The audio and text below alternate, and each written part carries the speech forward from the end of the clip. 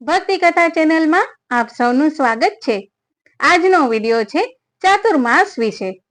ચાતુર્માસ ક્યારે શરૂ થાય છે, તેની પૂજા કેવી રીતે કરવી, ચાતુર્માસમાં કયા કયા કાર્યો કરી શકાય છે અને કયા ન કરાય, ચાતુર્માસનું વ્રત કેવી રીતે કરવું અને આ માસ દરમિયાન ખાવા પીવાની કઈ બાબતોનું શા માટે ધ્યાન રાખવું, આવી ઘણી જ બાબતો આજે આ વિડીયોમાં જોવાના છીએ। તો વિડીયોને અંત સુધી જોતા રહેજો, ચેનલને સબસ્ક્રાઇબ કરજો, લાઈક કરજો અને શેર જરૂર કરજો। શાંતાકારમ ભુજંગ શયનમ પદ્મનાભમ સુરેશમ વિશ્વાધારમ ગગન સદૃશમ મેઘવર્ણ્યમ શુભાંગમ લક્ષ્મીકાંતમ કમલનયનમ યોગીર્વિદ્યાનગમ્યમ વંદે વિષ્ણુ ભવભયહરમ સર્વલોકૈકનાથમ। બોલો ભગવાન વિષ્ણુની જય।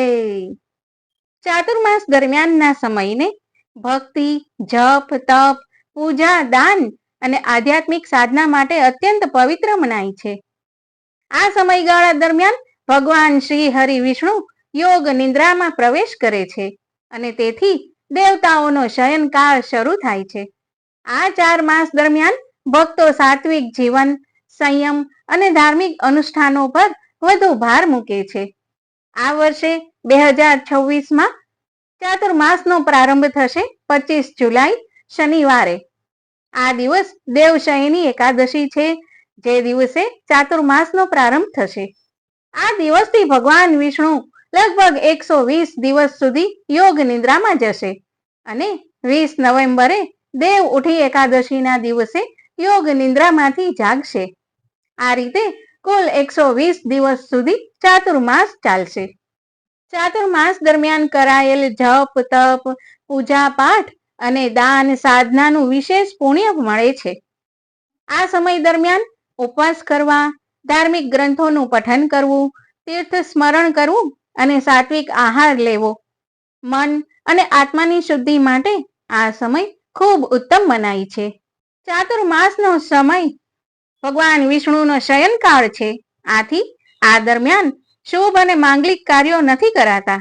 આ સમયગાળા દરમિયાન લગ્ન, સગાઈ એવા માંગલિક કાર્યો યોજાતા નથી, નવા ઘરમાં ગૃહ પ્રવેશ કરાતો નથી, મુંડન સંસ્કાર અને ઉપનયન કે જનોઈ વિધિ પણ કરવામાં આવતી નથી। આ સમયગાળા દરમિયાન ભૂમિ પૂજન અને નવા મકાનનું નિર્માણ પણ કરાતું નથી। મોટા ધાર્મિક અથવા કુટુંબિક શુભ સમારંભો યોજાતા નથી। ઘણા લોકો આ સમય દરમિયાન સોનું, ચાંદી અથવા અન્ય કિંમતી વસ્તુઓની ખરીદી પણ કરતા નથી। જ્યારે ભગવાન વિષ્ણુની યોગ નિદ્રા દરમિયાન આ બધા શુભ કાર્યો નથી થતા, ત્યારે જાણો છો ભક્તો આ સમયને કેવી રીતે પસાર કરે છે। ચાતુર્માસ દરમિયાન લોકો સાત્વિક આહાર અપનાવે છે, દરરોજ ભગવાન વિષ્ણુ અને મહાલક્ષ્મીની ઉપાસના કરે છે, દાન પુણ્યના કાર્યોમાં જોડાય છે, વિશેષ વ્રત રાખે છે અને જીવનમાં સંયમ, સદાચાર અને સેવા ભાવનાનું પાલન કરે છે। આમ ચાતુર્માસ દરમિયાન ભગવાન વિષ્ણુ, માતા લક્ષ્મી, ભગવાન શિવ અને ભગવાન શ્રી કૃષ્ણની ઉપાસના ખૂબ જ શુભ મનાય છે। ભક્તો દરરોજ પ્રાર્થના, આરતી અને ધાર્મિક ગ્રંથો માટે સમય ફાળવે છે। શ્રી વિષ્ણુ સહસ્ત્રનામ, ભગવદ્ ગીતા અને રામચરિત માનસનું પાઠન મનને શાંતિ અને આધ્યાત્મિક શક્તિ પ્રદાન કરે છે। આ સમય દરમિયાન કરેલા દાનનું પણ વિશેષ મહત્વ છે। જરૂરિયાતવાળા લોકોને અન્ન, વસ્ત્ર, ધન અથવા અન્ય ઉપયોગી વસ્તુઓનું દાન કરવાથી પુણ્યની પ્રાપ્તિ થાય છે। સાથે જ સાત્વિક આહાર, સંયમિત જીવનશૈલી અને સારા વિચારો અપનાવાય છે। ચાતુર્માસ એ માત્ર ધાર્મિક પરંપરા નથી, પરંતુ જીવનમાં આત્મનિયંત્રણ, સકારાત્મકતા અને આધ્યાત્મિક ઉન્નતિ લાવવાનો પણ અવસર છે। ભક્તિ, સેવા અને સદાચાર દ્વારા આ 4 મહિના જીવનને નવી દિશા અને શાંતિ આપે છે। જાણો છો ચાતુર્માસનું વૈજ્ઞાનિક મહત્વ શું છે? ચાતુર્માસ દરમિયાન ચોમાસાની ઋતુ હોય છે। આ સમયે વાદળ અને વર્ષાના કારણે સૂર્યનો પ્રકાશ પૃથ્વી પર પૂરો આવી શકતો નથી। સૂર્યનો પ્રકાશ ઓછો થવો, દેવતાઓના સુવાનું જ પ્રતીક છે. આ સમયે શરીરની પાચન શક્તિ ઓછી થાય છે, જેના કારણે શરીર થોડું નબળું પડે છે. આથી ચાતુર્માસમાં મસાલેદાર ખોરાક ખાવા પર પ્રતિબંધ છે. એવી વસ્તુઓ ખાવાનું ટાળવું જોઈએ જે સરળતાથી પચતી નથી. આથી સંતુલિત ખોરાક લેવો જે શરીર માટે સરળતાથી પચે છે. વધુ પડતું ઠંડુ પાણી પીવાનું ટાળવું. એકવાર પાણી ગરમ કર્યા પછી તેને ઠંડુ કરી એ પાણી પી શકાય. આ ઉપરાંત કાચા લીલા પાંદડાવાળા શાકભાજી પણ ન ખાવા જોઈએ.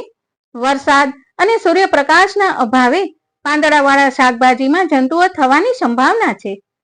જો કાચા શાકભાજી ખાવામાં આવે તો તે સ્વાસ્થ્ય ઉપર ખરાબ અસર પાડી શકે છે.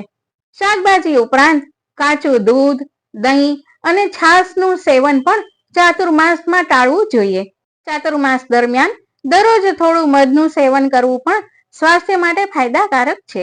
તો હવે આપણે જોઈએ ચાતુર્માસના 4 મહિના દરમિયાન કઈ વસ્તુનો ક્યારે ત્યાગ કરવો જોઈએ. ચાતુર્માસનો પ્રથમ મહિનો એટલે કે શ્રાવણ મહિના દરમિયાન લીલા શાકભાજી ન ખાવા, કારણ કે ચોમાસામાં તેમાં જીવજંતુઓ હોવાનું જોખમ રહે છે. જ્યારે બીજો મહિનો એટલે કે ભાદરવા મહિના દરમિયાન દહીં અને તેનાથી બનતી વાનગીઓનો ત્યાગ કરવો. ત્રીજો મહિનો છે આસો મહિનો. આ દરમિયાન દૂધનું સેવન ઓછું કરવું અથવા તો બંધ કરવું. ત્યારબાદ ચોથો મહિનો એટલે કે કારતક મહિના દરમિયાન દાળ અથવા કઠોળ, કાંદા, લસણ અને તામસિક ખોરાકથી પરેજ કરવું. હવે જોઈએ ચાતુર્માસ દરમિયાનના વ્રતો કઈ રીતે કરી શકાય છે. પ્રથમ વ્રત છે ચાતુર્માસ વ્રત. આ વ્રત નિત્ય એકટાણું અથવા ઉપવાસ કરીને રહેવાય છે, જેમાં બ્રહ્મ ભોજન કરાવવું. શ્રાવણ મહિનામાં શાકભાજી, ભાદરવામાં દહીં, આસોમાં દૂધ અને કારતકમાં દ્વિદળ અથવા કઠોળનો ત્યાગ કરવો. તેમજ નિત્ય વિષ્ણુ ભગવાનનું સ્મરણ કરવું અને વિષ્ણુ સહસ્ત્ર નામનો પાઠ કરવો એ અક્ષય સુખ આપનાર છે. બીજા પ્રકારનું વ્રત છે કુચ્છપાદ વ્રત. આ 3 દિવસના આ વ્રતમાં પ્રથમ દિવસે એકટાણું, બીજા દિવસે અયાચિત રૂપમાં એકટાણું અને ત્રીજા દિવસે અહોરાત્ર ઉપવાસ કરાય છે. એ સિવાયનું એક વ્રત છે ચાંદ્રાયણ વ્રત. આ વ્રતમાં 3 સમય સ્નાન કરવું, પૂનમથી વ્રત કરવું, પૂનમે 15 ઘટાડતા એકમે 1 મુઠ્ઠી અનાજ ખાવું, અમાસે પૂર્ણ ઉપવાસ કરવો, એકમે 1 મુઠ્ઠી એમ વધારતા પૂનમે 15 મુઠ્ઠી અન્ન જમવું. 1 માસ સુધી આ વ્રત કરવું. એ પછીનું વ્રત આવે છે પ્રાજાપત્ય વ્રત. આ વ્રત 12 દિવસનું હોય છે. પ્રથમ 3 દિવસ એકટાણું કરવું, પછીના 3 દિવસ રાત્રે એકટાણું કરવું, પછીના 3 દિવસ થાળીમાં પીરસાય એટલું જ જમવું અને એ પછીના 3 દિવસ પૂર્ણ ઉપવાસ કરવો. અન્ય એક વ્રત છે પરાક વ્રત. આ વ્રત 12 દિવસનું હોય છે. વ્રત દરમિયાન માત્ર પાણી જ ગ્રહણ કરી શકાય છે. તેમજ અખંડ 11નું વ્રત, જે ચાતુર્માસની તમામ એકાદશીએ પૂર્ણ ઉપવાસ, સંધ્યા સમયે મીઠા વગરનું ફરાળ, આખી રાતનું જાગરણ અને પ્રભુ નામ સ્મરણ કરવું. આ દરેક વ્રતનો ચાતુર્માસમાં સમાવેશ થાય છે. તો હવે આપણે જોઈએ દેવશયની એકાદશીના મુહૂર્તો ક્યારે છે અને તે ક્યારે શરૂ થાય છે અને પારણા ક્યારે કરાય છે. દેવશયની એકાદશીનો પ્રારંભ થાય છે 24 જુલાઈ 2026 સવારે 9 અને 12 વાગ્યાથી. એકાદશીની તિથિ સમાપ્ત થાય છે 25 જુલાઈ 2026 સવારે 11 અને 34 વાગ્યે. આમ ઉગતી તિથિ પ્રમાણે એકાદશીની તિથિ 25 જુલાઈ 2026 શનિવારે રહેવાની આવે છે. આ વ્રતના પારણાનો સમય છે 26 જુલાઈ રવિવારે સવારે 6 અને 13 મિનિટથી સવારે 8 અને 50 વાગ્યા સુધી. પરંતુ જાણો છો દેવપોઢી એકાદશી સાથે જોડાયેલી પૌરાણિક કથા શું છે, જે અત્યંત રસપ્રદ છે અને તે ભગવાનની ભક્તિનો અદ્ભુત મહિમા સમજાવે છે. તો ચાલો સૌ પ્રથમ આપણે આ કથાનું શ્રવણ કરીએ. સતયુગમાં બલિ નામનો એક અત્યંત શક્તિશાળી અને દાનવીર રાજા હતો, જેણે પોતાના અસીમ તપોબળથી 3 લોક પર પોતાનો અધિકાર જમાવી દીધો હતો. દેવતાઓના આગ્રહથી ભગવાન વિષ્ણુએ બલિનો ગર્વ ઉતારવા માટે વામન અવતાર ધારણ કર્યો અને એક સામાન્ય બ્રાહ્મણનું રૂપ લઈને તેની પાસે ભિક્ષા માંગવા પહોંચી ગયા. જ્યારે રાજા બલિએ વામન ભગવાનને કંઈ પણ માંગવાનું કહ્યું ત્યારે ભગવાને માત્ર 3 ડગલા જમીનની જ માગણી કરી. રાજા બલિ આ સાંભળીને હસી પડ્યા અને તરત જ પોતાની સંમતિ આપી દીધી. પરંતુ ભગવાને જોત જોતામાં પોતાનું વિરાટ સ્વરૂપ ધારણ કરી લીધું. તેમણે પોતાના માત્ર 2 જ ડગલામાં આખી પૃથ્વી અને આકાશ માપી લીધા અને હવે 3જા ડગલા માટે કોઈ જગ્યા જ ન બચી. ભગવાને ગર્જના કરતા પૂછ્યું, હે રાજન, મેં 2 ડગલામાં સમગ્ર બ્રહ્માંડ માપી લીધું છે, તો હવે 3જું ડગલું ક્યાં મૂકું? ત્યારે રાજા બલિને તરત જ સમજાઈ ગયું કે આ કોઈ સામાન્ય બ્રાહ્મણ નથી, પણ સ્વયં સાક્ષાત નારાયણ છે. તેણે અત્યંત નમ્રતાથી 2 હાથ જોડીને કહ્યું, પ્રભુ, મારું મસ્તક હજુ બાકી છે. આમ આપનું 3જું ડગલું મારા મસ્તક ઉપર મૂકો. ભગવાને પ્રસન્ન થઈને 3જું ડગલું તેના માથા પર મૂક્યું અને બલિને હંમેશા માટે પાતાળ લોકનો રાજા બનાવી દીધો. બલિની આ અનોખી ભક્તિ અને સમર્પણથી અત્યંત પ્રસન્ન થયેલા ભગવાને તેને પોતાનું મનગમતું વરદાન માંગવા કહ્યું.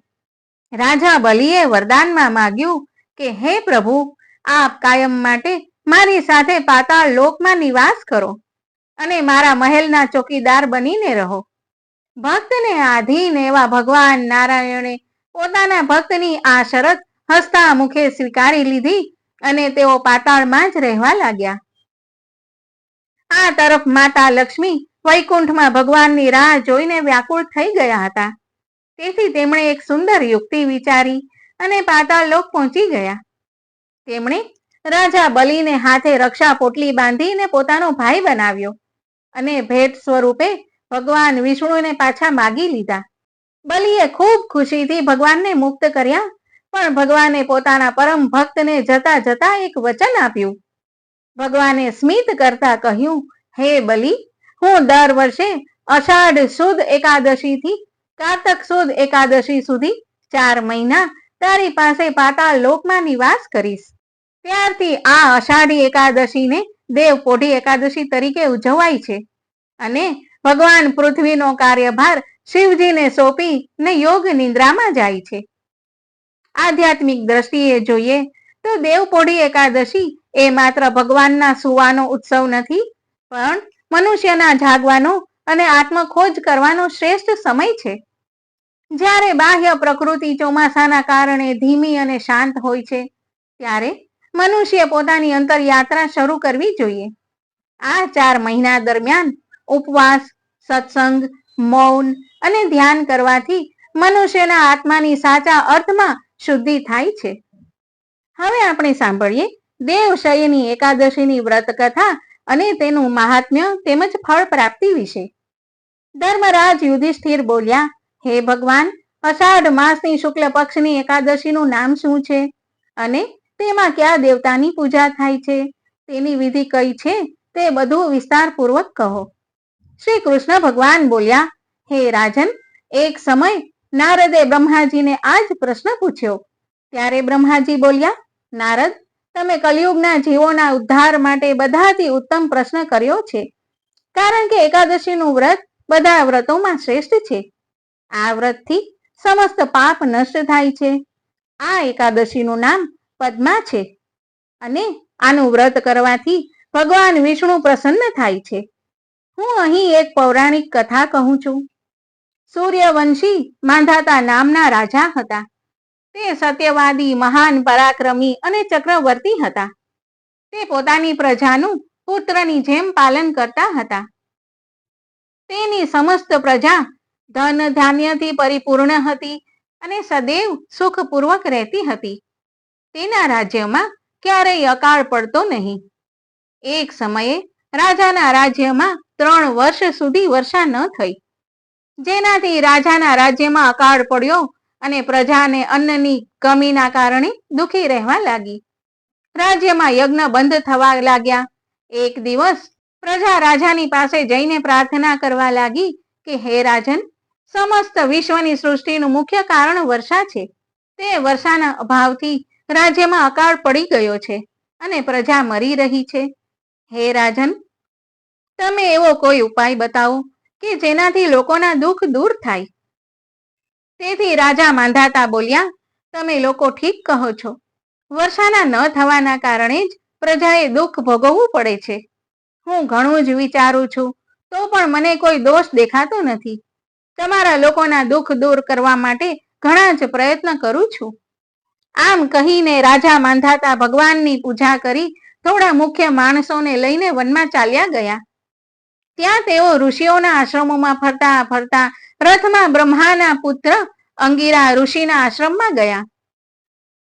એ સ્થાન પર રાજા રથમાંથી ઉતર્યા અને આશ્રમમાં આવ્યા. ત્યાં હમણાં જ મુનિ નિત્યક્રમથી નિવૃત્ત થયા હતા. રાજાએ તેમના સન્મુખ પ્રણામ કર્યા અને મુનિએ તેમને આશીર્વાદ આપ્યા. પછી રાજાએ કહ્યું, હે રાજન, તમે કુશળતાપૂર્વક છો તથા તમારી પ્રજા પણ કુશળતાપૂર્વક હશે. તમે આ સ્થાન પર કેવી રીતે આવ્યા તે કહો. રાજા બોલ્યા, હે મહર્ષિ, મારા રાજ્યમાં 3 વર્ષ સુધી વર્ષા થઈ નથી. તેથી અકાળ પડી ગયો છે અને પ્રજા દુઃખ ભોગવે છે. રાજાના પાપોના પ્રભાવથી જ પ્રજાને કષ્ટ મળે છે.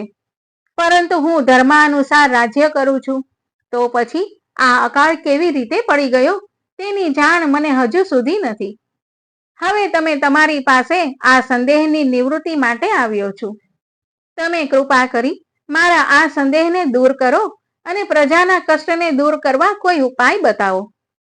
ત્યારે ઋષિ બોલ્યા, હે રાજન, આ સતયુગ બધા યુગોમાં શ્રેષ્ઠ છે. એમાં ધર્મના 4 ચરણ સંમિલિત છે. આ યુગમાં બ્રાહ્મણોને તપસ્યા કરવાની તેમજ વેદ ભણવાનો જ અધિકાર છે. પરંતુ તમારા રાજ્યમાં એક શૂદ્ર પણ તપસ્યા કરી રહ્યો છે. આ દોષના કારણે તમારા રાજ્યમાં વર્ષા થતી નથી. જો તમે પ્રજાનું ભલું ઈચ્છો તો એ શૂદ્રને મારી નાખો. ત્યારે રાજા બોલ્યા, હે મુનીશ્વર, હું એ નિરાપરાધ તપસ્યા કરનાર શૂદ્રને મારી નહીં શકું. તમે આ દોષથી છૂટવાનો કોઈ અન્ય ઉપાય બતાવો. ત્યારે ઋષિ બોલ્યા, હે રાજન, જો તમે આવું જ ઈચ્છો છો તો અષાઢ માસના શુક્લ પક્ષની પદ્મા નામની એકાદશીનું વ્રત વિધિપૂર્વક કરો. આ વ્રતના પ્રભાવથી તમારા રાજ્યમાં વર્ષા થશે અને પ્રજા સુખી થશે. કારણ કે આ એકાદશીનું વ્રત બધી સિદ્ધિઓ દેનાર છે અને ઉપદ્રવને શાંત કરનાર છે. મુનિના આ વચનોને સાંભળી રાજા પોતાના નગરમાં પાછા ફર્યા અને વિધિપૂર્વક પદ્મા એકાદશીનું વ્રત કર્યું. આ વ્રતના પ્રભાવથી રાજ્યમાં વર્ષા થઈ અને મનુષ્યોને સુખ મળ્યું. આ એકાદશીને દેવશયની એકાદશી પણ કહે છે. આ વ્રત કરવાથી ભગવાન વિષ્ણુ પ્રસન્ન થાય છે. તેથી મોક્ષની ઈચ્છા કરનાર મનુષ્યોએ આ એકાદશીનું વ્રત કરવું જોઈએ. ચાતુર્માસ વ્રત પણ આ એકાદશીના વ્રતથી શરૂ કરવામાં આવે છે. કુંતી પુત્ર યુધિષ્ઠિર બોલ્યા, હે ભગવાન, વિષ્ણુ ભગવાનનું શયન વ્રત કેવી રીતે કરવામાં આવે છે તે કૃપા કરીને કહો. શ્રી કૃષ્ણ બોલ્યા, હે રાજન, હવે હું કહું છું તે ધ્યાનપૂર્વક સાંભળો. જ્યારે સૂર્યનારાયણ કર્ક રાશિમાં સ્થિત હોય ત્યારે વિષ્ણુ ભગવાનને શયન કરાવવું જોઈએ અને સૂર્યનારાયણ તુલા રાશિમાં આવે તો ભગવાનને ઉઠાડવા જોઈએ. અધિક માસ આવવાથી પણ વિધિ આ પ્રકારે રહે છે. આ વિધિથી અન્ય દેવતાઓને શયન ન કરાવવું જોઈએ. અષાઢ માસના શુક્લ પક્ષની એકાદશીનું વિધિપૂર્વક વ્રત કરવું જોઈએ. સૌપ્રથમ એ પ્રતિમાને સ્નાન કરાવવું જોઈએ. પછી સફેદ વસ્ત્રોને ધારણ કરાવી તકિયાદાર શૈયા પર શયન કરાવવું જોઈએ. એમનું ધૂપ દીપ નૈવેદ્યાદિથી પૂજન કરવું જોઈએ. ભગવાનનું પૂજન શાસ્ત્ર જ્ઞાતા બ્રાહ્મણો દ્વારા કરાવવું જોઈએ. હે ભગવાન, મેં તમને શયન કરાવ્યું છે. તમારા શયનથી આખું વિશ્વ સૂઈ જાય છે. આ રીતે ભગવાન સામે હાથ જોડીને પ્રાર્થના કરવી જોઈએ. હે ભગવાન, તમે જ્યાં સુધી 4 માસ શયન કરો ત્યાં સુધી મારા આ ચાતુર્માસના વ્રતને નિર્વિઘ્ન રાખો. આ પ્રકારે વિષ્ણુ ભગવાનની સ્તુતિ કરીને શુદ્ધ ભાવથી મનુષ્યોએ દાંતણ આદિના નિયમ ગ્રહણ કરવા જોઈએ. વિષ્ણુ ભગવાનના વ્રત શરૂ કરવાના 5 કાળનું વર્ણન છે.